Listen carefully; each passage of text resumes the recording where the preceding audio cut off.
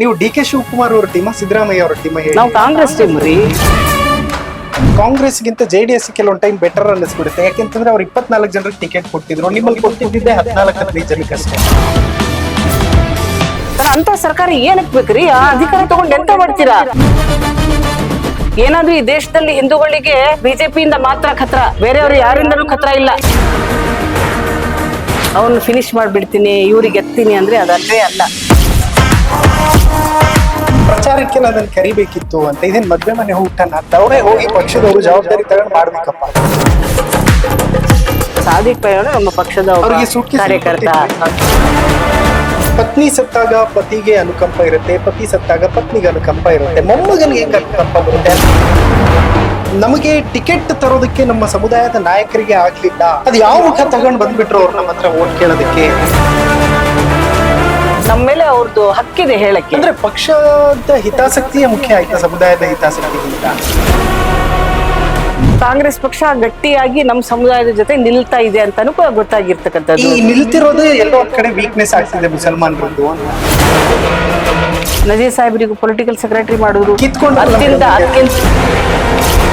ಬೇರೆ ಪಕ್ಷದವರು ಸ್ಥಾನ ಕೊಡೋದಿರ್ಲಿ, ಒಂದು ಅರ್ಜಿ ಹಾಕಕ್ಕೂ ಅವಕಾಶ ಇಲ್ಲ. ಕಾಂಗ್ರೆಸ್ ಬಿಟ್ಟು ಬರಲ್ಲ. ದಾವಣಗೆರೆ ದಂಗಲ್ನಲ್ಲಿ ಹೀರೋ ಯಾರು, ವಿಲನ್ ಯಾರು?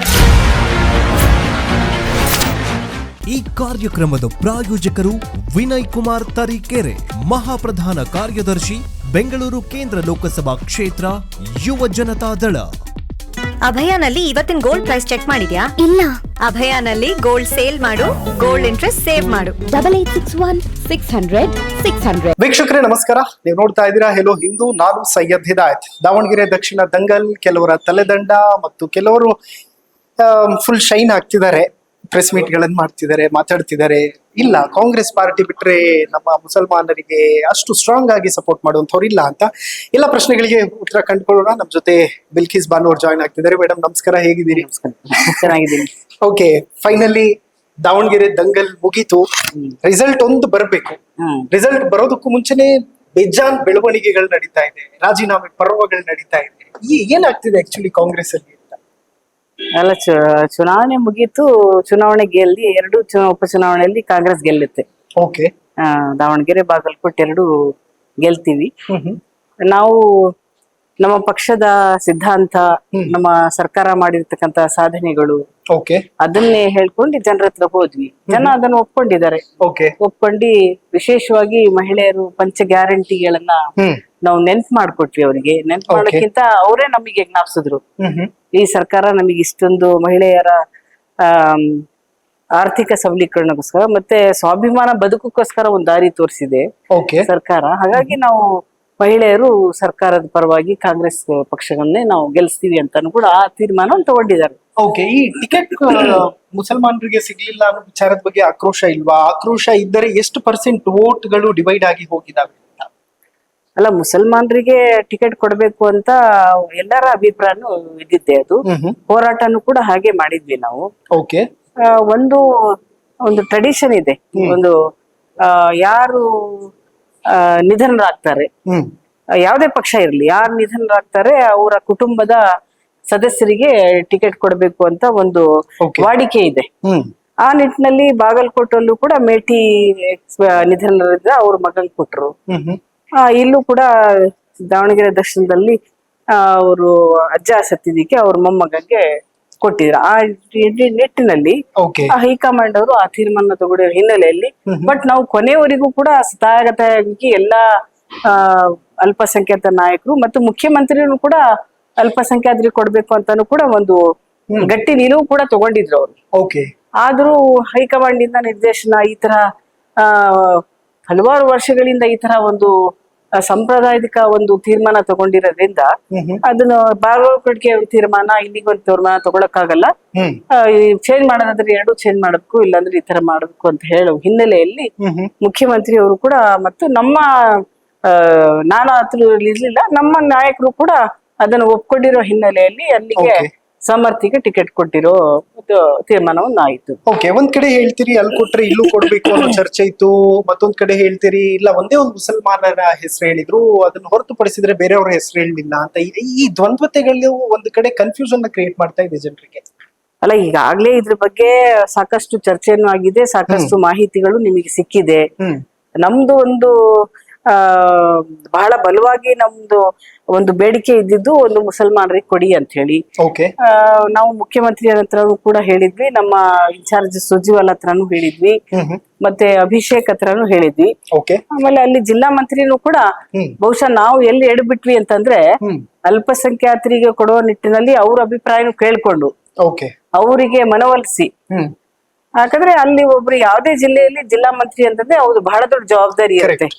ಟಿಕೆಟ್ ಕೊಡ್ಸೋದ್ರಿಂದ ಹಿಡಿದು ಗೆಲ್ಸೋ ಜವಾಬ್ದಾರಿನೂ ಅವ್ರದ್ದೇ ಇರುತ್ತೆ. ಪಕ್ಷದ ಸರ್ಕಾರದ ಪ್ರತಿನಿಧಿ ಅವರು, ಅವ್ರಿಗೆ ಏನಾದ್ರು ನಾವು ಅವಕಾಶವನ್ನು ಕೊಟ್ಟಿದ್ರೆ ಅವರು ಯಾರಿಗೋ ಇನ್ನೊಬ್ರಿಗೂ ಅವ್ರಿಗೂ ಒಂದ್ ಮನಸ್ಸಿತ್ತು, ಮನಸ್ಸು ಮಾಡಿದ್ರು ಅವರು.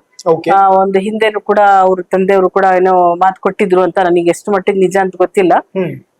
ಮುಂದೆ ನಾವು ಅಲ್ಪಸಂಖ್ಯಾತರಿಗೆ ಬಿಟ್ಕೊಡೋಣ ಅಂತ ಹೇಳಿದ್ರು. ಮತ್ತು ಅದ್ರ ಜೊತೆಗೆ ಬಹುದೊಡ್ಡ ಅಲ್ಪಸಂಖ್ಯಾತರ ಮತ ಇರೋದ್ರಿಂದ ಇವರು ಮನಸ್ಸು ಮಾಡಿದ್ರು, ನಾವು ಅಲ್ಪಸಂಖ್ಯಾತರ ಲೀಡರ್ಸ್ ಅಂತ ಏನ್ ಅನ್ಸ್ಕೊಳ್ತಿದ್ವಿ ನಾವು ಎಲ್ಲರೂ ಸೇರಿ, ನಾವು ಆ ಜಿಲ್ಲಾ ಮಂತ್ರಿಗೂ ಕೂಡ ಮನವೊಲಿಸ್ಕೊಂಡು ಏನಾದ್ರು ಮಾಡಿದ್ರೆ ಅಲ್ಪಸಂಖ್ಯಾತರಿಗೂ ಟಿಕೆಟ್ ಸಿಗುವ ಒಂದು ಸನ್ನಿವೇಶಗಳು ಉದ್ಭವ ಆಗಿತ್ತది. ಆಗಿದ್ರು ಅವ್ರಿಗೆ ಆ ಜವಾಬ್ದಾರಿನೂ ಕೂಡ ತಗೊಳಕ್ ಅವರು ಸಿದ್ಧರಾಗಿದ್ರು. ಹಾಗೆ ಸಿದ್ಧರಾಗಿದ್ದವ್ರು ಯಾಕೆ ಬಿಫಾರ್ಮ್ ಕೊಡೋದಕ್ಕಿಂತ ಮುಂಚೆ ನಾಮಪತ್ರ ಸಲ್ಲಿಸಿ ಬಂದ್ಬಿಟ್ರು ಅಂತ? ಅಲ್ಲ, ಅವರಿಗೆ ನಾವು ಹೋಗ್ಲೇ ಇಲ್ವಲ್ಲ ನೋಡಿ, ಒಂದು ಹೆಜ್ಜೆ ನಾವು ಹಾಕಿದ್ರೆ ಅವ್ರು 2 ಹೆಜ್ಜೆ ಹಾಕ್ತಾರೆ ಮುಂದೆ. ನಾವು ಯಾರು ಕೂಡ ಹೋಗ್ಲಿಲ್ಲ ಅಲ್ಲಿ. ಯಾರು ಸ್ಪರ್ಧೆಗೆ ಇಳಿಬೇಕು ಕಣಕ್ಕೆ ಅಂತ ಇದ್ದವರು ಕೂಡ ಅವರು ಹೋಗಿ ಜಿಲ್ಲಾ ಮಂತ್ರಿಗೆ. ಯೂಶಲಿ ಏನಾಗತ್ತೆ, ನಾನು ಕೂಡ ನಂದೇ ಆದ 7 ಚುನಾವಣೆ ಮಾಡಿದ್ದೀನಿ. ಚುನಾವಣೆ ಮಾಡೋಕ್ಕಿಂತ ಮುಂಚೆ ನಾವೆಲ್ಲ ಅಲ್ಲಿ ಇರ್ತಕ್ಕಂತ ಲೀಡರ್ಸಿಗೆ, ಅಲ್ಲಿ ಇರ್ತಕ್ಕಂತ ಮುಖ್ಯ ಯಾರು ಸಂಘ ಸಂಸ್ಥೆಯವರಿಗೆಲ್ಲ ಭೇಟಿ ಮಾಡಿ ಆದ್ಮೇಲೆ ಮಾಡ್ತೀವಿ. ಅಲ್ಲಿ ಸಮರ್ಥಿಗೆ ನಿಲ್ಸ್ತೀನಿ ಅಂತ ಅವರೆಲ್ಲ ಅವರು ಕೂಡ ಒಂದು ವೇದಿಕೆ ಮಾಡ್ಕೊಂಡಿದ್ರು ಅಂತ ಅನ್ಸತ್ತೆ. ನಮ್ಮೂರು ಕೂಡ ನಾವು ಇಲ್ಲಿ ಕೇಳಿದ್ವಿ, ಅಲ್ಲಿ ಹೋಗಿ ನಾವು ಸ್ಥಳೀಯವಾಗಿ ಗ್ರೌಂಡ್ ಅಲ್ಲಿ ವರ್ಕ್ ಹೋಗಿ ಯಾರ್ಯಾರು ನಿಲ್ಬಹುದು, ಯಾರ್ಯಾರು ಪ್ರಪೋಸ್ ಮಾಡಬಹುದು ಅಂತ. ಆಮೇಲೆ ನಾವು ಅಲ್ಲಿ ನಮ್ಮ ಆಲ್ ಇಂಡಿಯಾ ಲೆವೆಲ್ ಅಲ್ಲಿ ಒಬ್ಬ ಜನರಲ್ ಸೆಕ್ರೆಟರಿ ಆಗಿ ಸೈಫುಲ್ಲನ್ ಮಗನು ಕೂಡ ಖಾಲಿ ಇದ್ದಂತ, ಅವನು ಅರ್ಜಿ ಹಾಕ್ದ. ಆಮೇಲೆ ಅವನು ಇಬ್ರಾಹಿಂ ಅಂತಾನು ಅರ್ಜಿ ಹಾಕಿದ್ದ. ಮತ್ತೆ ನಮ್ಮ ಹುಸೇನ್ ಅಂತಾನು ಅರ್ಜಿ ಹಾಕಿದ್ರು. ಇದನ್ನೆಲ್ಲ ಇಟ್ಕೊಂಡು ಅಲ್ಲೇ ಜಿಲ್ಲಾ ಮಂತ್ರಿ ಅಧ್ಯಕ್ಷತೆಯಲ್ಲೇ ತೀರ್ಮಾನವನ್ನು ತಗೊಂಡಿದ್ರೆ ಬಹುಶಃ ಅವರು ಒಂದ್ ಸ್ವಲ್ಪ ಪ್ರಯತ್ನ ಮಾಡೋರು ಏನೋ ಅಂತ ನನ್ನ ಅನಿಸಿಕೆ, ವೈಯಕ್ತಿಕ ಅನಿಸಿಕೆ. ಬೇರೆಯವ್ರದ್ದೇನೋ ಗೊತ್ತಿಲ್ಲ, ನಂದು ವೈಯಕ್ತಿಕ ಒಂದ್ ಮನಸ್ಸು. ಯಾಕಂದ್ರೆ ಅವರು ಸಾದ್ರಲಿಂಗಾಯತ್ ಅಂದ್ರೆ ಸಾಬ್ರು ಜೊತೆಗೆ ಇರ್ತಾರೆ ಅಂತ ಒಂದು ಮಾತಿದೆ, ಗಾದೆ ಮಾತಿದೆ, ಸಾದ್ರು ಸಾಬ್ರು ಒಂದು ಅಂತ ಹೇಳಿ. ಆ ತರ ನಿಟ್ಟಿನಲ್ಲಿ ಶಾಮನೂರ್ ಶಿವಶಂಕರಪ್ಪ ನಮ್ಮದೇ ಆದ ಒಂದು ಬಹಳ ದೊಡ್ಡ ಹೆಸರಿದೆ, ಸೇವೆ ಇದೆ.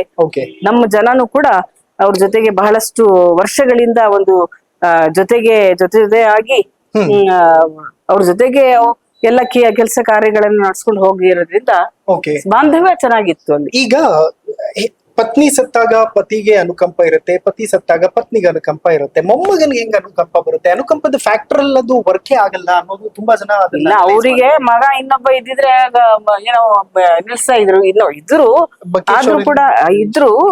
ಬಟ್ ಅವ್ರು ಬಂದಿಲ್ವಲ್ಲ ಮುಂದೆ ಬಂದಿದ್ದೆ ಇವರು ಮಲ್ಲಿಕಾರ್ಜುನ್ ನನ್ನ ಮಗನ್ ನಿಲ್ಸ್ತೀನಿ ಅಂತ. ಈ ಹುಡುಗಾನು ಕೂಡ NSC ಇದ್ದ, ನಾನು ಚುನಾವಣೆಗೆ ಸ್ಪರ್ಧಿಸ್ತೀನಿ ಅಂತ ಬಂದ. ಉಳಿದವರು ಅವರು ಕೂಡ ಬಂದು ಏನಾದ್ರು ಪ್ರಯತ್ನ ಮಾಡಿದ್ರೆ ಅವ್ರಿಗೂ ಪಕ್ಷ ಪರಿಗಣಿಸ್ತಿತ್ತು ಏನೋ, ಅದು ಪಕ್ಷಕ್ಕೆ ಬಿಟ್ಟಿದ್ದು ವಿಚಾರ. ಬಹಳಷ್ಟು ಜನ ಮುಸಲ್ಮಾನರು ನಾನು ದಾವಣಗೆರೆ ದಕ್ಷಿಣದಲ್ಲಿ ಮಾತಾಡಿಸಿದಾಗ ಅವ್ರು ಹೇಳೋದು, ನಮಗೆ ಟಿಕೆಟ್ ತರೋದಕ್ಕೆ ನಮ್ಮ ಸಮುದಾಯದ ನಾಯಕರಿಗೆ ಆಗ್ಲಿಲ್ಲ, ಅದ್ ಯಾವ ಮುಖ ತಗೊಂಡ್ ಬಂದ್ಬಿಟ್ರು ಅವ್ರು ನಮ್ಮ ಹತ್ರ ಓಟ್ ಕೇಳೋದಕ್ಕೆ, ನಾವು ಅವ್ರ ಜೊತೆ ನಿಂತ್ಕೊಂಡಿಲ್ಲ, ನಾವು ಸ್ಪಷ್ಟ ಸಂದೇಶ ಕೊಟ್ಟಿದೀವಿ, ಈ ಬಾರಿ ಜಸ್ಟ್ ಎಚ್ಚರಿಕೆ, ಮುಂದಿನ ಬಾರಿ ಪಾಠ ಕಲಿಸ್ಬಿಡ್ತೀವಿ, 28ಕ್ಕೆ ನಾವು ಸುಮ್ ಕೂರಲ್ಲ ಅಂತಾರೆ.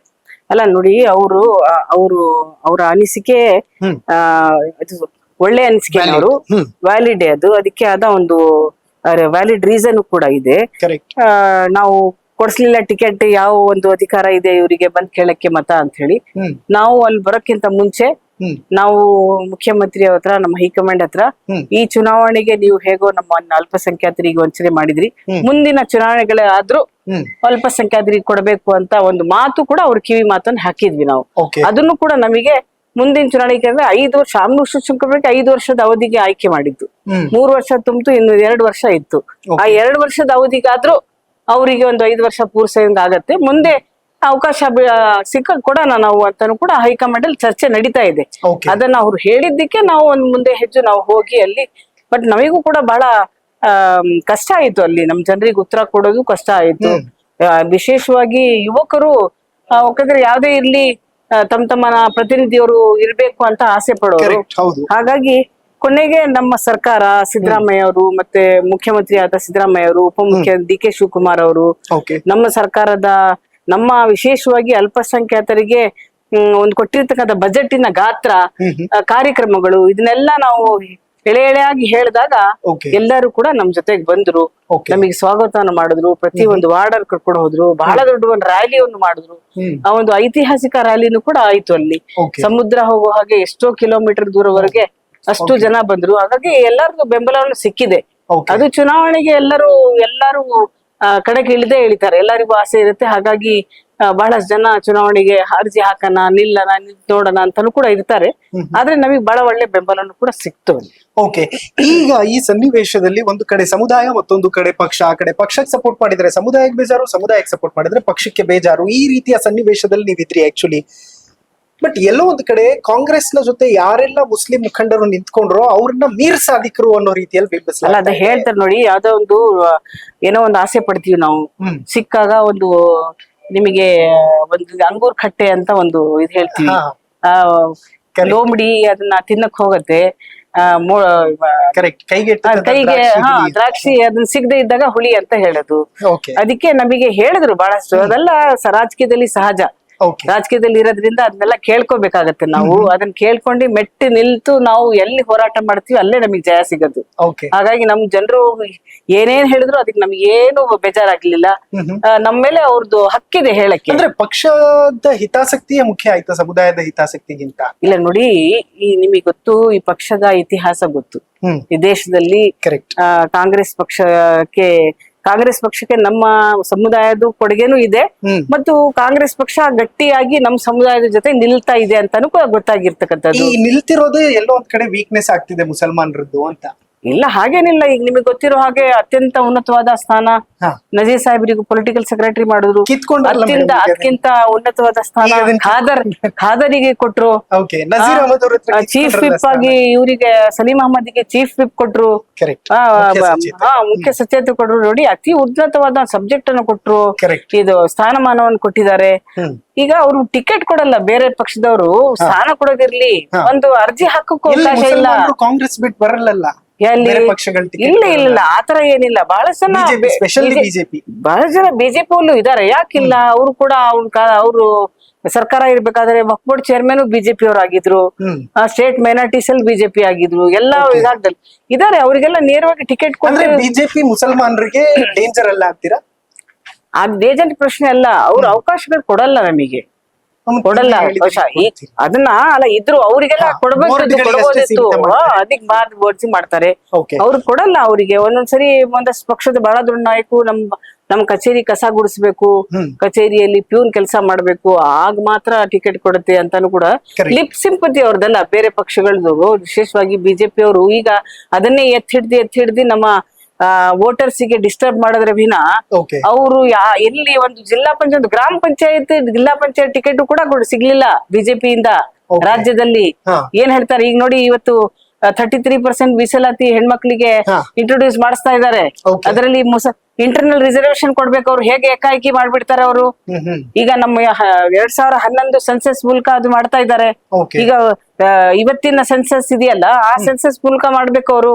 ಅವಾಗ ಜನಸಂಖ್ಯೆ ಜಾಸ್ತಿ ಆಗಿದೆ. ಈಗಿರ್ತಕ್ಕಂತ ಸ್ಥಾನದಲ್ಲೇ ನಮಗೆ 33% ಕೊಡ್ತೀವಿ ಅಂತಂದ್ರೆ ಅದು ಅನ್ಯಾಯ. ಅದು ಇಡೀ ದೇಶದಲ್ಲಿ ಹಿಂದುಳಿದ ವರ್ಗದವರು, ಅಲ್ಪಸಂಖ್ಯಾತರ ಜನಸಂಖ್ಯೆ ಜಾಸ್ತಿ ಆಗಿದೆ.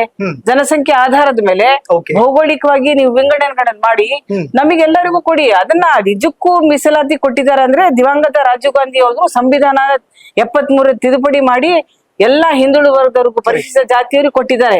ಅದನ್ನ ಪ್ರಾತಿನಿಧ್ಯ ಕೊಡೋದು ಅಂದ್ರೆ ಅದು ಸುಮ್ನೆ ನಾವು ಕೊಡ್ದಲೆ ಅವ್ರು ಕೊಡ್ಲಿಲ್ಲ, ಕಾಂಗ್ರೆಸ್ ಅವರು ಮೈನಾರಿಟೀಸ್ ಕೊಡ್ಲಿಲ್ಲ ಅಂತ ಗೂಬೆ ಕುರ್ಸೋದಲ್ಲ. Okay correct madam. ಈಗ ನನ್ಗೆ ಒಂದ್ ಕ್ಲಾರಿಟಿ ಬೇಕು. ನೀವು ಡಿ ಕೆ ಶಿವಕುಮಾರ್ ಅವ್ರ ಟೀಮಾ, ಸಿದ್ದರಾಮಯ್ಯ ಅವರ ಟೀಮಾ? ನಾವು ಕಾಂಗ್ರೆಸ್ ಟೀಮ್ ರೀ.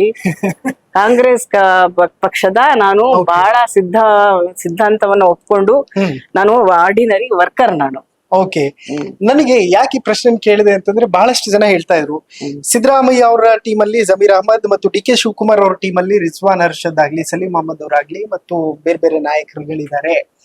ಜಮೀರ್ನ ತುಳಿಯೋದಕ್ಕೆ ಈ ತರದ ಪ್ರಯತ್ನಗಳು ಅದೆಲ್ಲ ಹೇಳ್ತಾರೆ ನೋಡಿ, ಅದೆಲ್ಲ ಅಲ್ಲ. ನಾವೆಲ್ಲರೂ ಕೂಡ ಈ ದೇಶದ ಅತಿ ಉನ್ನತವಾದ ಸ್ಥಾನದಲ್ಲಿ ಇರ್ತಕ್ಕಂಥ ನಮ್ಮ ಪಕ್ಷದ ನಾಯಕರಾಗಿರ್ತಕ್ಕಂಥ ರಾಹುಲ್ ಗಾಂಧಿ ಅವರು ನಮಗೆ ಹೋರಾಟ ಮಾಡ್ತಾ ಇರ್ತಕ್ಕಂಥದ್ದು ಎಲ್ಲ ನೋಡ್ತಾ ಇದ್ದೀರಾ ನಾವು. ನಮಿಗೋಸ್ಕರ, ಈ ಸಮಾಜಕ್ಕೋಸ್ಕರ, ಸಮಾಜದಲ್ಲಿ ಇರ್ತಕ್ಕಂಥ ಶೋಷಿತ ವರ್ಗಕ್ಕೋಸ್ಕರ ಅವರಷ್ಟೆಲ್ಲ ಮಾಡ್ತಾ ಇದ್ದಾರೆ.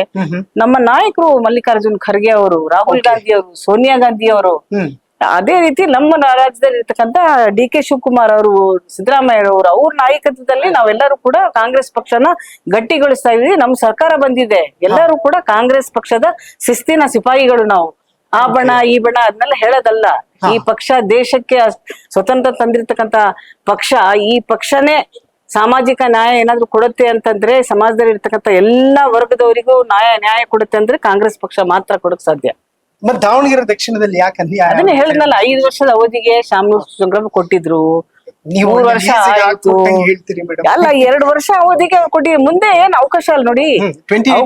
ಅವಕಾಶಗಳ ಆಗ ನಾವು ಹೋರಾಟ ಮಾಡ್ತೀವಿ, ನಾವು ಹೋರಾಟ ಮಾಡ್ತೀವಿ. ಅದ್ ಒಂದೇ ಅಂತಲ್ಲ, ಇಡೀ ರಾಜ್ಯದಲ್ಲಿ ಎಲ್ಲಿ ನಮ್ಮ ಜನಾಂಗದ ಸಂಖ್ಯೆ ಜಾಸ್ತಿ ಇದೆ, ಹೆಣ್ಮಕ್ಳು ಕೂಡ ಮುಂದ್ ಬರ್ಬೇಕು. ಹೆಣ್ಮಕ್ಳಿಗೂ ಕೂಡ ಬರ್ಬೇಕು, ಗಂಡ್ ಮಕ್ಳಿಗೂ ಕೊಡ್ಬೇಕು. ನಮ್ಮ ಪಕ್ಷ ಕೊಡುತ್ತೆ ಅಂತ ನನಗೆ ಒಂದು ಭರವಸೆ ಇದೆ. ಇನ್ಫ್ಯಾಕ್ಟ್ ಕಂಪ್ಯಾರಿಟಿವ್ಲಿ ನಾವು ಮಾತಾಡೋದಾದ್ರೆ ಕಾಂಗ್ರೆಸ್ ಗಿಂತ JDS ಕೆಲವೊಂದು ಟೈಮ್ ಬೆಟರ್ ಅನ್ನಿಸ್ಬಿಡುತ್ತೆ. ಯಾಕೆಂತಂದ್ರೆ ಅವ್ರು 24 ಜನರಿಗೆ ಟಿಕೆಟ್ ಕೊಟ್ಟಿದ್ರು, ನಿಮ್ಮಲ್ಲಿ ಕೊಟ್ಟಿದ್ದೆ 14-15 ಜನಕ್ಕಷ್ಟೇ. ಅಲ್ಲಲ್ಲ, ಟಿಕೆಟ್ ಕೊಡೋದು ಬರೋಕ್ಕಿಂತ ಬರೇ ನಾವು ಒಂದು ಸ್ಥಾನ ಸಿಗತ್ತೆ ಅಂತ ಅಲ್ಲ, ನಾವು ನಿಂತ್ಕೋಬೇಕಾಗಿರ್ತಕ್ಕಂಥದ್ದು ಆ ಪಕ್ಷದ ಸಿದ್ಧಾಂತಗಳನ್ನು ನೋಡ್ಬೇಕಾಗತ್ತೆ. Secular fabric of the constitution ಯಾರು ಪ್ರೊಟೆಕ್ಟ್ ಮಾಡ್ತಾರೆ ಅಂತಾನು ಕೂಡ ನೋಡ್ಬೇಕಾಗಿತ್ತು. JDS ಅವರು ಬಿಜೆಪಿ ಜೊತೆಗೆ ಅಲಯನ್ಸ್ ಮಾಡ್ಕೊಂಡು ಅವ್ರ ಮೇನ್ ಅಜೆಂಡಾನೇ ಬಿಜೆಪಿ ಅವ್ರದ್ದು ಟಾರ್ಗೆಟ್ ಮಾಡೋದೇ ಅಲ್ಪಸಂಖ್ಯಾತರಿಗೆ, ವಿಶೇಷವಾಗಿ ಮುಸಲ್ಮಾನರು ಅಲ್ಪಸಂಖ್ಯಾತರಿಗೆ. ಅವ್ರು ಎಂತೆಂತ ಮಾತಾಡ್ತಾರೆ.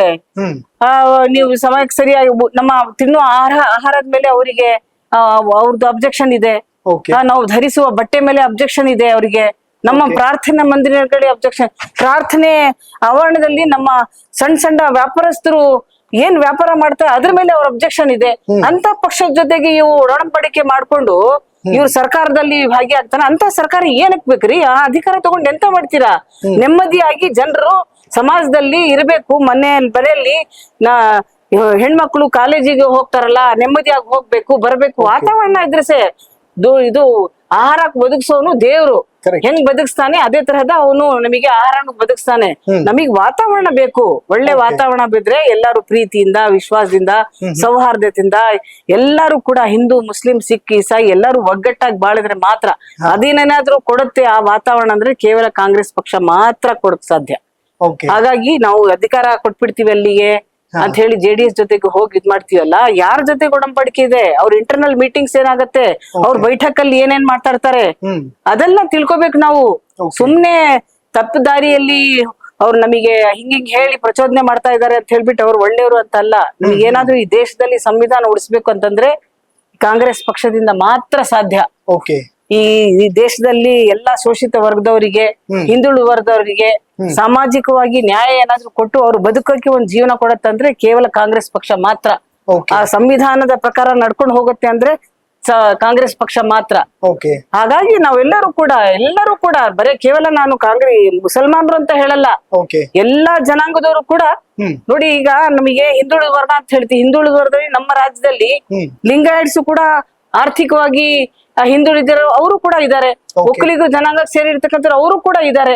ಹಾಗಾಗಿ ಎಲ್ಲರೂ ಶ್ರಮಿಕರು ಹಿಂದೂಗಳ ವರ್ಗದವರೀಗ ಯಾರು ದುಡ್ಡು ತಿಂತ ಇದಾರೆ ಅವ್ರಿಗೆಲ್ಲ ಒಂದೇನಾದ್ರೂ ಆರ್ಥಿಕವಾಗಿ ಸಬಲೀಕರಣ ಕೊಡ್ಬೇಕು ಅಂತ ಏನಾದ್ರೂ ಉದ್ದೇಶ ಇದೆ ಅಂದ್ರೆ ಕೇವಲ ಕಾಂಗ್ರೆಸ್ ಪಕ್ಷದಲ್ಲಿ ಮಾತ್ರ ಇದೆ. ಹಾಗಾಗಿ ಎಲ್ಲರೂ ಕೂಡ ಈ ಪಕ್ಷಕ್ಕೆ ಕೈ ಜೋಡಿಸ್ಬೇಕು. ಪಕ್ಷದಲ್ಲಿ ನಾವು ಸರ್ಕಾರ ಮತ್ತೊಮ್ಮೆ ನಮ್ಮ ಸರ್ಕಾರ ಬಂದೇ ಬರುತ್ತೆ. ಎಲ್ಲಾರು ಯಾವ್ದೇ ಕಿವಿ ಮಾತು ಕೊಡಬಾರ್ದು. ನಮ್ಮ ವಿಶೇಷವಾಗಿ ನಮ್ಮ ಯುವಕರು, ನೀವು ಕೇಳ್ತಾ ಇರ್ತಕ್ಕಂತ ಬೇಡಿಕೆನು ಕರೆಕ್ಟ್ ಆಗಿದೆ. ನಾವು ಮುಂದೆ ಅದನ್ನ ಪಕ್ಷಕ್ಕೆ ನಾವು ಬಹಳ ದೊಡ್ಡ ಹೋರಾಟ ಮಾಡಿ ಮುಂದಿನ ಚುನಾವಣೆಗಳಲ್ಲಿ ಯಾರ್ಯಾರಿಗೆ ಎಲ್ಲೆಲ್ಲಿ ಟಿಕೆಟ್ಸ್ ಕೊಡಿಸ್ಬೇಕು ಅಂತ ಹೋರಾಟನೇ ಆಗ್ಲಿ, ಅದು ಮಾಡೇ ಮಾಡ್ತೀವಿ. ನಾನಂತೂ ವೈಯಕ್ತಿಕವಾಗಿ ಯಾವ ಮಟ್ಟಕ್ಕೆ ಹೋಗಿ ಹೋರಾಟ ಮಾಡ್ಬೇಕು ಆ ಮಟ್ಟಕ್ಕೂ ಕೂಡ ಮಾಡಕ್ ಸಿದ್ಧ ಆಗಿದ್ದೀನಿ ನಾನು.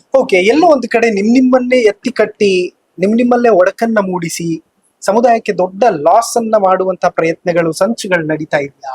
ಇಲ್ಲ ನೋಡಿ, ಯಾರು ಕೂಡ ಎಲ್ಲರಿಗೂ ದೇವರು ಬುದ್ಧಿ ಕೊಟ್ಟಿದ್ದಾನೆ. ಓಕೆ, ಎಲ್ಲರೂ ಕೂಡ ಎಲ್ಲಾ ಲೀಡರ್ಸ್ ಕೂಡ ಎಜುಕೇಟೆಡ್ ಇದ್ದಾರೆ. ಕರೆಕ್ಟ್. ಏನ್ ಸಣ್ಣ ಮಕ್ಕಳಲ್ಲ ಎದ್ ಕೊಟ್ಬಿಟ್ ಮಾಡಕ್ಕೆ ಅಂತ.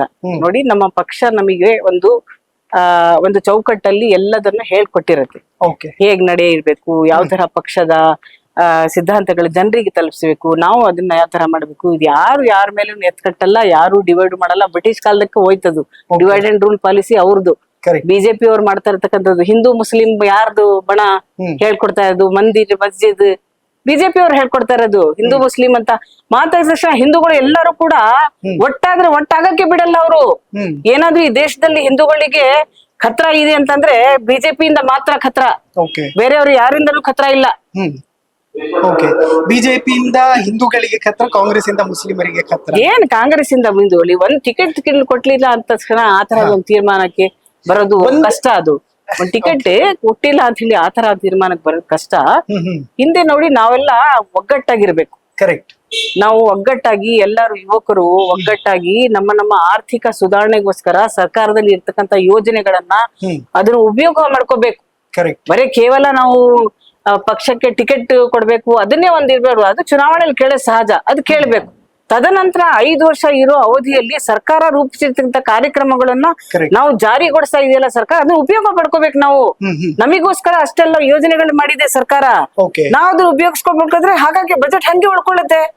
ಅದನ್ನ ತಗೋಬೇಕು. ನಾವು ಸಾಮಾಜಿಕವಾಗಿ ನಾವು ಒಳ್ಳೆಯ ಒಂದು ಗೌರವದಿಂದ ಬದುಕನ್ನ ನಾವು ಕಂಡ್ಕೋಬೇಕು. ನಾವು ಈ ಸರ್ಕಾರದ ಯೋಜನೆಗಳಿಂದ ಬಹಳಷ್ಟು ಎಲ್ಲಾ ಕ್ಷೇತ್ರಗಳಲ್ಲಿ ಇವತ್ತು ಬಜೆಟ್ ಮೀಸಲಾಗಿಟ್ಟಿದ್ದಾರೆ.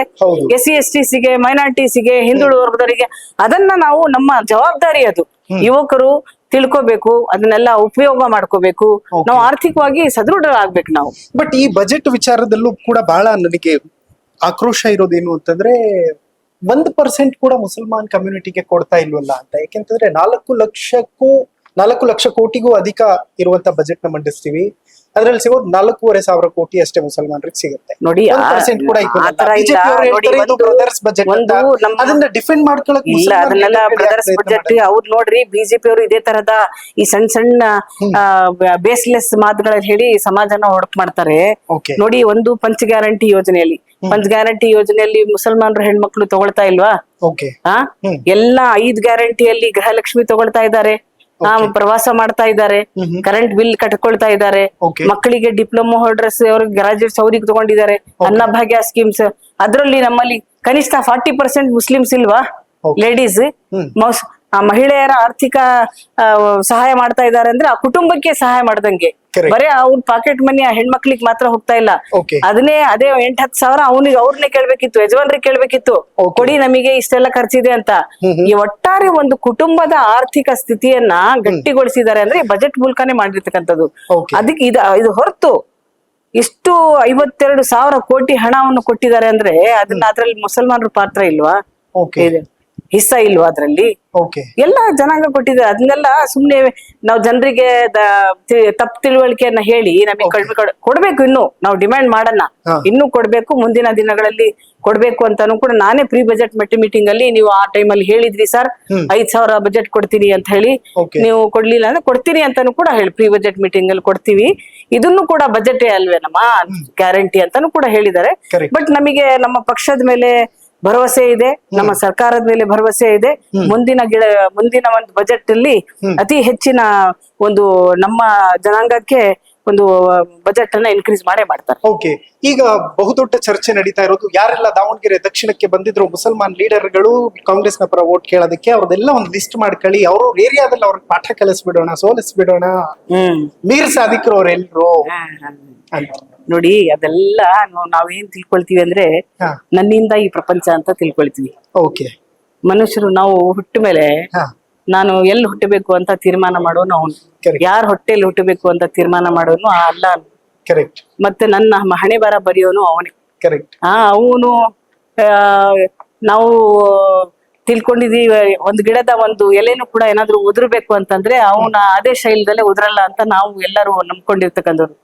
ಏನಾದ್ರೂ ಆತರ ನಾವು ಅವನು ಫಿನಿಶ್ ಮಾಡ್ಬಿಡ್ತೀನಿ, ಇವ್ರಿಗೆ ಎತ್ತೀನಿ ಅಂದ್ರೆ ಅದಲ್ವೇ ಅಲ್ಲ. ದೇವರ ಒಂದು ಆದೇಶದ ಮೂಲಕ ಇಡೀ ಪ್ರಪಂಚ ಎಲ್ಲ ನಾವು ತಗೊಳ್ಳೋ ಗಾಳಿ Okay. ನಾವು ಕುಡಿಯೋ ನೀರು ಎಲ್ಲದೂ ಕೂಡ ಅವನ ಆದೇಶದ ಮೇಲೆನೆ ಹೋಗತ್ತೆ. Okay. ನಾವೇನಾದ್ರೂ ನನ್ನಿಂದ ಇದಾಗ್ತಾ ಇದೆ, ನನ್ನಿಂದ ಬಹಳ ದೊಡ್ಡ ಸಾಧನೆ ಆಗಿದೆ ಅಂದ್ರೆ ನಾವು ಮೂರ್ಖರು. ಓಕೆ, ಈಗ ಅದೇ ಸಂದೇಶ ಕೂಡ ಹೊರಟಿದಾರಲ್ಲ, ಅಲ್ಪಸಂಖ್ಯಾತರ ಘಟಕನೇ ವಿಸರ್ಜನೆ ಮಾಡಾಕಿದಾರಲ್ಲ ಈಗ. ಅಲ್ಲ, ಅದು ಹೈಕಮಾಂಡ್ ಅವರು ತಗೊಂಡಿರ್ತಕ್ಕಂಥ ತೀರ್ಮಾನ ನೋಡಿ. ಪಕ್ಷ ಅಂದ್ರೆ ಪಕ್ಷ ಆ ಚೌಕಟ್ಟಲ್ಲಿ ಕೆಲಸ ಮಾಡ್ಬೇಕು ಅಂತ ಒಂದು ಆಸೆಯನ್ನು ವ್ಯಕ್ತಪಡಿಸಿರುತ್ತೆ, ಈಗ ನಿರ್ದೇಶನವನ್ನು ಕೊಟ್ಟಿರುತ್ತೆ. ಓಕೆ, ಅದರಲ್ಲಿ ಅವ್ರಿಗೆ ಏನಾದ್ರು ಪಕ್ಷದವರಿಗೆ ಮಾಹಿತಿ ಸಿಕ್ಕಿರ್ಬೇಕು. ಆ ನಿಟ್ಟಿನಲ್ಲಿ ಅವರಿಗೆ ಆ ತರ ತೀರ್ಮಾನ ತಗೊಳಕ್ಕೆ ಒಂದು ಸಾಧ್ಯವಾಯ್ತು ಅಂತ ಅನ್ಸುತ್ತೆ. ನನಗೆ ಬಹಳ ಬಾಲಿಶ ಅಂತ ಅನ್ಸೋದು ಅಂತಂದ್ರೆ, ಪ್ರಚಾರಕ್ಕೆ ನನ್ನ ಕರಿಬೇಕಿತ್ತು ಅಂತ, ಇದೇನ್ ಮದ್ವೆ ಮನೆ ಊಟನ ಅಂತ ಅವರೇ ಹೋಗಿ ಪಕ್ಷದವರು ಜವಾಬ್ದಾರಿ ತಗೊಂಡು ಮಾಡ್ಬೇಕಪ್ಪ. ಯಾರ ಹತ್ರ ಕೇಳಿದ್ರೆ ನಿಮಗೆ ಪರ್ಸನಲಿ ಸ್ಯಾಟಿಸ್ಫ್ಯಾಕ್ಷನ್ ಇದೆಯಾ? ಅಲ್ಪಸಂಖ್ಯಾತರ ಘಟಕದಿಂದ ಅವ್ರ ಕಡೆಯಿಂದ ಏನ್ ವರ್ಕ್ ಆಗ್ಬೇಕಿತ್ತು, ಅಥವಾ ಪಕ್ಷವನ್ನ ಸಂಘಟನೆ ಮಾಡೋದ್ರ ಜೊತೆಗೆ ಹೊಸ ಹೊಸ ಮುಖಗಳನ್ನ ಮತ್ತು ಅಲ್ಪಸಂಖ್ಯಾತ ಯುವಕರಲ್ಲಿ ಹೊಸ ನಾಯಕರನ್ನ ಹುಟ್ಟಿ ಹಾಕುವಂತ ಅವಕಾಶಗಳು ಬಹಳಷ್ಟಿತ್ತು. ನೋಡಿ, ನನ್ನ ಪಾಲಿಗೆ ಬಂದಿರ್ತಕ್ಕಂತ ಜವಾಬ್ದಾರಿನ ನಾನು ಚಾಚು ತಪ್ಪದೆ ಮಾಡಿದ್ದೀನಿ. ಓಕೆ, ಅದು ಪಕ್ಷದ ಬೆಳವಣಿಗೆ ಇರ್ಲಿ, ಓಕೆ, ಪಕ್ಷದ ಕೊಟ್ಟಿರ್ತಕ್ಕಂಥ ಯಾವುದೇ ಜವಾಬ್ದಾರಿ ಇರ್ಲಿ, ಕರೆಕ್ಟ್. ನನಗೆ ಒಬ್ಬ ಮುಸಲ್ಮಾನ್ ಹೆಣ್ಣು ಮಕ್ಕಳು ಅಂದ್ರೆ ನನಗೆ ಅಷ್ಟು ಸಾವಿರಾರು ಜನರಲ್ಲಿ ನನಗೆ ಆಯ್ಕೆ ಮಾಡಿ ನಂಗೆ ವಿಧಾನ ಪರಿಷತ್ ಶಾಸಕಿ ಮಾಡಿರ್ತಕ್ಕಂಥದ್ದು ಆ ನಿಟ್ಟಿನಲ್ಲಿ ಏಕೈಕ ಮುಸ್ಲಿಂ ಮಹಿಳೆ ಈ ಯುಗದಲ್ಲಿ ಅಂತಂದ್ರೆ ಅದು ನಿಜಕ್ಕೂ ಕೂಡ ನನಗೆ ಪಕ್ಷ ನಮ್ಗೆ ಗುರುತಿಸಿದ್ದಾರೆ ಅಂತ. ಹಾಗಾಗಿ ನನಗೆ ನನ್ನ ಪಾಲಿಗೆ ಬಂದಿರ್ತಕ್ಕಂಥ ಎಲ್ಲ ಜವಾಬ್ದಾರಿಯನ್ನ ಬಾಡು ಅಚ್ಚುಕಟ್ಟಾಗಿ ಮಾಡಿದೀನಿ. ಇನ್ನೇನಾದ್ರೂ ಎಡವಿದ್ದೀನಿ, ಬಿಟ್ಟು ಹೋಗಿದ್ಯಾ ಅಂತಂದ್ರೆ ಮುಂದಿನ ದಿವಸಗಳಲ್ಲಿ ಸರಿಪಡಿಸ್ಕೊಳಕ್ ಮಾಡಕ್ ಪ್ರಯತ್ನ ಮಾಡ್ತೀನಿ. ಓಕೆ, ಡೆಲ್ಲಿಯಲ್ಲಿ ನಿಮ್ ಹೆಸರು ಸಿಕ್ಕಾಪಟ್ಟೆ ಓಡಾಡ್ತಿದ್ಯಂತೆ. ಕ್ಯಾಬಿನೆಟ್ ರೀಶಫಲ್ ಆದ್ಮೇಲೆ ನೀವು ಪ್ರಮಾಣ ವಚನ ಸ್ವೀಕಾರ ಮಾಡೋಕೆ ಇದೆಲ್ಲ ನಂಗೆ ಖುಷಿ ಪಡ್ಸಕ್ ನೀವೆಲ್ಲ ಹೇಳಕ್ ಹೋಗ್ಬೇಡಿ. ಹೇಳಕ್ ಹೋಗ್ಬೇಡಿ. ಮನಸ್ಸ ಅಂದ್ರೆ ಆಸೆ ಇದಿರುತ್ತೆ. ಸರ್ಕಾರ ನನಗೆ ಯಾವ ಜವಾಬ್ದಾರಿ ಕೊಟ್ರು ಕೂಡ ನಾನು ನಿಭಾಯಿಸಕ್ಕೆ, ನಾನು ಆ ಕಟ್ಟ ಕಡೆಯಲ್ಲಿ ಇರ್ತಕ್ಕಂತ ಆ ಮನುಷ್ಯನಿಗೂ ತಲುಪ್ಸಕ್ಕೆ ಪ್ರಯತ್ನ ಮಾಡ್ತೀನಿ. ಡೆಲ್ಲಿಯಲ್ಲಿ ನಾನಿದ್ದಾಗಲಿ ಕೆಲವು ಮುಖಂಡರು ಮಾತಾಡ್ತಿದ್ದ ಕಿವಿಗೆ ಬಿತ್ತು, ಹಂಗಾಗಿ ಕೇಳ್ತಾ ಏನೇ ಕೊಟ್ರು ಯು ಆರ್ ರೆಡಿ. ಅದ್ರ ಜೊತೆಗೆ ಮೇಡಮ್, ಮುಸ್ಲಿಂ ಸಮಾಜದಲ್ಲಿ ಎಲ್ಲೋ ಒಂದ್ ಕಡೆ ಸಾಕ್ಷರತೆಯ ಪ್ರಮಾಣದ ಬಗ್ಗೆ ನಾವು ಇವತ್ತು ಮಾತಾಡ್ಲೇಬೇಕು, ರಾಜಕೀಯ ಸ್ಥಿತಿಗತಿಗಳ ಬಗ್ಗೆ ಮಾತಾಡ್ಬೇಕು. ಆ ಯುವಕರಲ್ಲಿ ಎಲ್ಲೋ ಒಂದು ಕಡೆ ಯಾರೇ ಏನೇ ಹೇಳಿದ್ರು ಅದಕ್ಕೊಂದು ಬಣ್ಣ ಕಟ್ಟಿದ್ರೆ ಸಾಕು, ಅವ್ರ ಹಿಂದೆನೆ ಅಂತ ಹೋಗ್ಬಿಡ್ತಾರೆ. ಫ್ಯಾಕ್ಟ್ ಚೆಕ್ ಮಾಡುವಂತ ಪ್ರಯತ್ನಗಳಾಗ್ತಾ ಇಲ್ಲ. ಈ ಹೇಗ್ ಸರಿ ಮಾಡ್ಬೇಕು ಮುಸ್ಲಿಂ ಸಮಾಜದ ಈ ಒಂದು ಅಂಕುಡೊಂಕುಗಳನ್ನ? ನೋಡಿ, ನಮಗೆ ವಿಶೇಷವಾಗಿ ಮುಸ್ಲಿಮರಿಗೆ ಹೇಳೋದು, ನಮಗೆ ಸಂದೇಶ ದೇವರು ಕೊಟ್ಟಿರ್ತಕ್ಕಂಥದ್ದೇ ಆ ಖುರಾನಿ ಮೂಲಕ ನೀವು ಓದಿ ಮನುಷ್ಯನಾಗಿ ಬಾಳು ನೀನು ಅಂತ. ಅದನ್ನ ನಾವು ಪಾಲಿಸಿದ್ರೆ ಸಾಕು. ಅದನ್ನ ಪಾಲಿಸಿದ್ರೆ ಸಾಕು. ನಾವು ಮತ್ತೆ ಇನ್ನೊಂದ್ಸರಿ ಒಂದ್ ಕಡೆ ಹೇಳ್ದು, ಏನಾದ್ರೂ ನೀನು ವಿದ್ಯಾ ಕಲಿಯಕ್ಕೆ ಚೀನ ದೇಶಕ್ಕೆ ಹೋಗಿ ನೀನು ವಿದ್ಯಾ ಕಲಿಬೇಕು ಅಂತೂ ಕೂಡ ನೀನು ಹೋಗಿ ವಿದ್ಯಾ ಪಡ್ಕೋ ಅಂತ. ಆ ಕಾಲದಲ್ಲಿ ಚೀನ್ ಯಾಕೆ ಹೇಳಿದ್ರು ಅಂದ್ರೆ, ಆ ಕಾಲದಲ್ಲಿ ಚೈನಾಗ್ ಹೋಗೋದೇ ಬಹಳ ದೊಡ್ಡ ಕಸರತ್ತಾಗಿತ್ತು, ಆ ವಾಹನಗಳು ಅದನ್ನೆಲ್ಲ. ಹಾಗಾಗಿ ಅದನ್ನ ಒಂದು ಸಣ್ಣ ಉದಾಹರಣೆ. ಹಾಗಾಗಿ ಬಹಳ ಮಹತ್ವ ಏನಾದ್ರು ನಮ್ಮ ಧರ್ಮದಲ್ಲಿ ಕೊಟ್ಟಿದೆ ಅಂದ್ರೆ ವಿದ್ಯೆಗೆ ಬಹಳ ಮಹತ್ವವನ್ನು ಕೊಟ್ಟಿದೆ. ಅದನ್ನೇ ಒಂದು ಅಸ್ತ್ರವನ್ನಾಗಿ ತಗೊಂಡು ನಾವು ನಮ್ಮ ಜನರಿಗೆ, ನಮ್ಮ ಯುವಕರಿಗೆ ವಿದ್ಯಾವಂತರನ್ನ ಮಾಡಿ ಅವರಿಗೆ ಒಂದು ಒಳ್ಳೆಯ ಜೀವನವನ್ನು ಸಾಗಿಸೋಕೆ ಪ್ರಯತ್ನ ಮಾಡ್ಬೇಕಾಗತ್ತೆ ನಾವು. ಓಕೆ, ಬಟ್ 28 ಎಲೆಕ್ಷನ್ಸ್ಗೆ ಏನಾದ್ರೂ ಎಫೆಕ್ಟ್ ಆಗುತ್ತಾ ಈ ಗಾಳಿ? ಅಲ್ಲಿ ತನಕ ಇರೋದಕ್ಕೆ ಬಿಡ್ತೀರಾ ಈ ಗಾಳಿನ? ನೋಡಿ, ಪ್ರತಿಯೊಂದು ಚುನಾವಣೆಯಲ್ಲಿ ಒಂದು ಚುನಾವಣೆ ಏನಂದ್ರೆ ಒಂದು ಗಾಳಿ ಇರೋ ಹಾಗೆ. ಕರೆಕ್ಟ್. ಚುನಾವಣೆ ಕ್ಯಾಂಡಿಡೇಟ್ಸ್ ಸೆಲೆಕ್ಟ್ ಮಾಡೋಕ್ಕಿಂತ ಮುಂಚೆ ಒಂಥರ ಬರುತ್ತೆ, ಸೆಲೆಕ್ಟ್ ಮಾಡಿದ್ಮೇಲೆ ಒಂಥರ ಡೈವರ್ಟ್ ಆಗುತ್ತೆ, ಗಾಳಿ ಎಲ್ಲೆಲ್ಲಿ ತಗೊಂಡು ಹೋಗುತ್ತೆ ಅಲ್ಲಿ ಹೋಗುತ್ತೆ ಅಂತ ಹೇಳ್ತಾರಲ್ಲ, ಆ ತರದ ಒಂದು ಸುಟ್ರ ಗಾಳಿ ಇರೋ ಹಾಗೆ ಇದು. ಚುನಾವಣೆ ರಿಸಲ್ಟ್ ಆದ್ಮೇಲೆ ಒಂದ್ ಬೇರೆ ಬೇರೆ ಬದಲಾವಣೆ ಆಗುತ್ತೆ.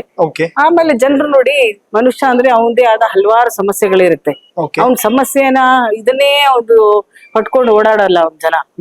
ತನಿಗ್ ಬೇಕಾಗಿರ್ತಕ್ಕ ತಂದು ಕುಟುಂಬ, ತನಿಗಿರ್ತಕ್ಕಂಥ ಆಸೆ ಆಕಾಂಕ್ಷ ಈಡೇರಿಸ್ಬೇಕಂದ್ರೆ ಎಲ್ಲಿ ಹೋಗ್ಬೇಕು, ಏನ್ ಮಾಡ್ಬೇಕು, ಅದ್ರಲ್ಲಿ ಬಿಸಿ ಆಗ್ಬಿಡ್ತಾರೆ. ಇದನ್ನೇ ಕಂಟಿನ್ಯೂಸ್ ಮಾಡಕ್ ಹೋಗಲ್ಲ.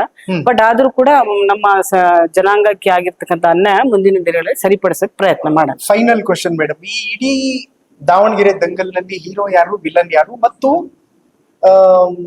ಕಾಂಗ್ರೆಸ್ ಗೆ ಸಪೋರ್ಟ್ ಮಾಡಿದಂತಹ ಮುಖಂಡರುಗಳು ಅವರೆಲ್ಲರೂ ಕೂಡ ಸೇಲ್ ಹಾಕ್ಬಿಟ್ಟಿದ್ದಾರೆ, ಸೂಟ್ ಕೇಸ್ ಗಿರಾಕಿಗಳಂತೆ ಅಂತ.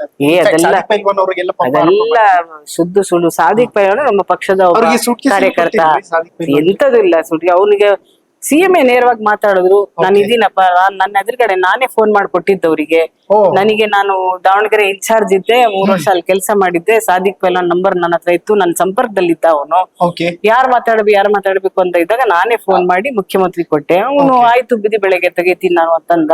ಇಲ್ಲಿಂದ ಹೋಗೋಷ್ಟ್ರೊಳಗೆ ಸ್ವಲ್ಪ ಸಮಯ ಇದಾಯ್ತು, ತೆಗ್ದ. ಆತರ ನಮ್ಮ ಪಕ್ಷ ಲಂಚ ಕೊಟ್ಟು ಮಾಡ್ಬೇಕಾದಂದ್ರೆ ನಾವು ಈ ದೇಶವನ್ನೇ ಈಗ ನೋಡಿ, ದೇಶದಲ್ಲಿ ಯಾವ ತರ ಇದೆ. ನಮ್ಮ ಹತ್ರ ಅಂಬಾನಿ ಇಲ್ಲ, ಅದಾನಿ ಇಲ್ಲ, ನಮ್ಮ ಹತ್ರ ಯಾರ್ಯಾರು ಇಲ್ಲ. ಅದು ಕೊಳ್ಳೆ ಹೊಡ್ಕೊಂಡು ಹೋಗಿರ್ತಕ್ಕಂತ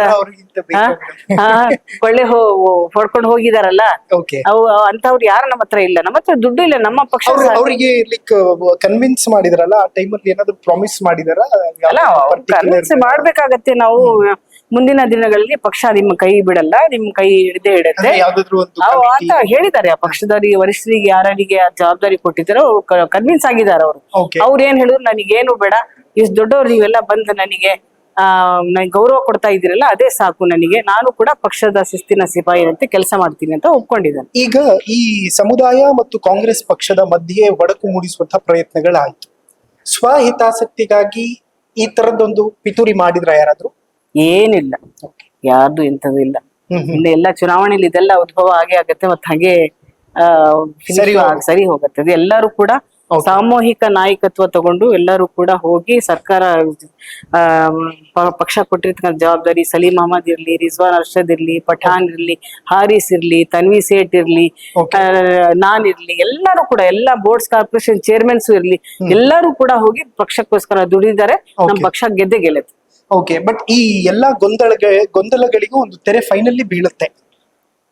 ಅದೇ ಪಕ್ಷ ಇದೆ, ನಮ್ಮ ಪಕ್ಷ ನೋಡಿ, ನಮ್ದೊಂದು ಹೈಕಮಾಂಡ್ ಅಂತ ಇರುತ್ತೆ. ಹೈಕಮಾಂಡ್ ಎಲ್ಲ ನೋಡುತ್ತೆ, ಬಹಳ ಹತ್ತಿರದಿಂದ ನೋಡುತ್ತೆ, ಎಲ್ಲ ಸರಿಪಡಿಸ್ತಾರೆ. ಥ್ಯಾಂಕ್ ಯು ಸೋ ಮಚ್ ನೋಡಿದ್ರಲ್ಲ ವೀಕ್ಷಕರೇ, ಇದಿಷ್ಟು ಬಿಲ್ಕಿಸ್ ಬಾನು ಅವರ ಮಾತು. ಅದೇನೇ ಇರ್ಲಿ, ನೋಡೋಣ 2028ರಲ್ಲಿ ಮುಸಲ್ಮಾನರು ಕಾಂಗ್ರೆಸ್ ಪಕ್ಷಕ್ಕೆ ಬುದ್ಧಿ ಕಲಿಸ್ತೀವಿ ಅಂತಾರೆ, ಹಾಗೆ ಕಾಂಗ್ರೆಸ್ ಪಕ್ಷ ಇಲ್ಲ ನಾವು ಸ್ಟ್ರಾಂಗ್ ಇದೀವಿ, ಮುಸಲ್ಮಾನರು ನಮ್ಮ ಜೊತೆ ನಿಂತ್ಕೊತಾರೆ ಅಂತಾರೆ. ನೋಡೋಣ ಮುಸಲ್ಮಾನರು ಏನ್ ನಿರ್ಧಾರ ಮಾಡ್ತಾರೆ, 2028ಕ್ಕೆ ಏನಾಗುತ್ತೆ ಮತ್ತು ಈ ಬೆಳವಣಿಗೆಗಳಿಗೆ ಯಾವಾಗ ಬ್ರೇಕ್ ಬೀಳುತ್ತೆ ಅನ್ನೋದಕ್ಕೆ ಕಾಲವೇ ಉತ್ತರ ಕೊಡುತ್ತೆ. ನೋಡ್ತಾ ಇರಿ ಹೆಲೋ ಹಿಂದೂ. ನಾಮ್ ಸೈಯದ್ ಹಿದಾಯತ್. ನಮಸ್ಕಾರ.